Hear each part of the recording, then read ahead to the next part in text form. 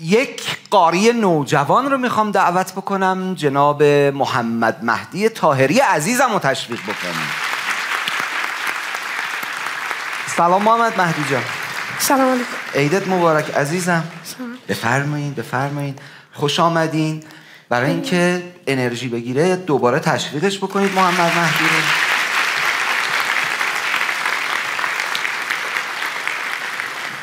ضمن اینکه محمد مهدی حافظ 15 جزء قرآن هم هست. یه سلام علیکی بکن. سلام عرض ادب خدمت همه حضار گرامی و بینندگان عزیز. امیدوارم هر جای ایران که هستن سلام و سلامت باشه. هر چی دوست داری بخون. سوره حج استاد مصطفی اسماعیل. به به. یه صلوات بفرستید. اللهم صل علی محمد و آل محمد. بسم الله الرحمن الرحیم. الله ما شاء الله.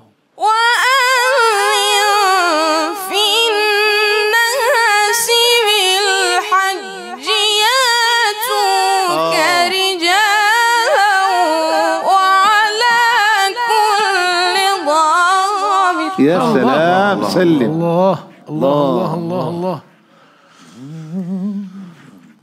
وعلى كل ضامر ياتين من كل فج عميق ليشهدوا منافع لهم.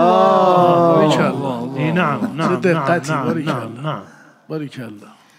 ليشهدوا منافع لهم ويذكروا اسم الله في أيام معلومات على ما رزقهم. يا عين. نعم على ما رزقهم من بهيمة الأنعام فكلوا منها وأطعموا البائس الفقير. الله جميل ما شاء الله. صدق الله العلي العظيم. أحسنتم. اللهم صل على محمد أستاذ رسالتي يا عزيزم تشویق بکنید اول. ما شاء الله ما شاء الله ما شاء الله. نحن كل يوم في هذا البرنامج نستمع إلى معجزة جديدة من هؤلاء الأصوات. يعني هذا التصرف وهذا الفن لشاب في هذا العمر ما شاء الله. والله شيء يدعو إلى يعني إلى التعجب. التصرف سليم 100%. ما شاء الله ما شاء الله. آفرین. نه خیلی چه عجب. آفرین. جایزش چیا؟ جایزش ما یه جایزه، حالا گفتین جایزه، من یه جایزه خوب براش دارم. محمد مهدی گفتش که توی قرای ایرانی به تلاوت آقای سید جواد حسینی رحمت الله علیه ولكم أيضا رحمت الله علیه اشکال نداره، بر همه رحمت. آره مرده و زنده. خیلی علاقه داره. گفت که به تلاوت سید جواد حسینی خیلی علاقه داره و اون رو هم تا حالا ندیده. درسته؟ بله. اگر من بگم که سید جواد حسینی الان در میان ماست حتما خوشحال میشی دیگه. انقدر بچه استرس داشت، انقدر محمد مهدی استرس داشت، اصلا ببین من فکر میکنم جمعیت رو ندید. آقا همینجوری با سر پایین فقط خوند. بهش دید اصلا پیداش میکنه. الان برو اونجا ببین اصلا ما رو دیده یا نه.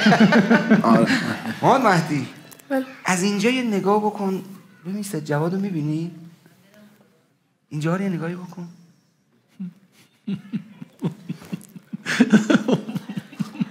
آقای حسینی باید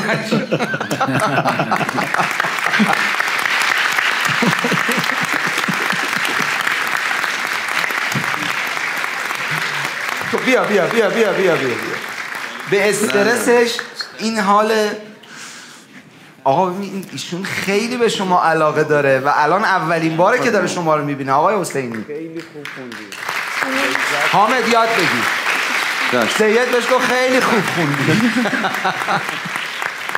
آقای سید جواد حسینی به واسطه حالا همه تلاوت‌هاشون و یک تلاوت ویژه که سوره حمدشون باشه بسیار شهرند و از قاریان ناماشنا و عنواندار کشورهای اسلامی و از جمله ایران خودمون هستن و ما دوست داشتیم یه گوشه ای از این صحنه بنشینن تا زمانی که بتونیم محمد مهدی رو یه ذره اینجا حالش رو خوب بکنیم.